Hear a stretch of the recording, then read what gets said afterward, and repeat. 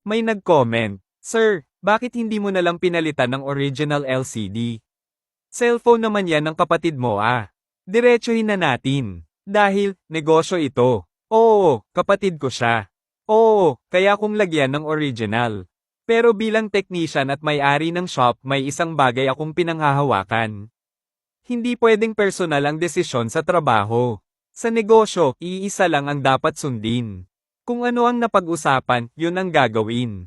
Hindi dahil kapatid ko siya, lalagyan ko na agad ng mas mahal na pyesa.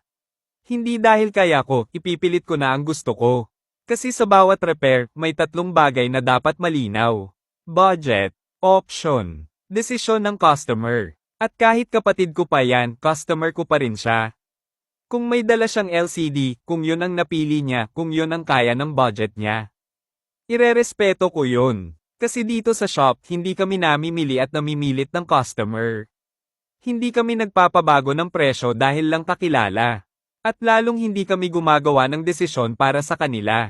Ang trabaho namin, magpaliwanag, ay latag ang katotohanan. Ibigay ang tamang options. Pero sa huli, desisyon pa rin nila ang masusunod. Kasi ito ang totoo sa negosyo.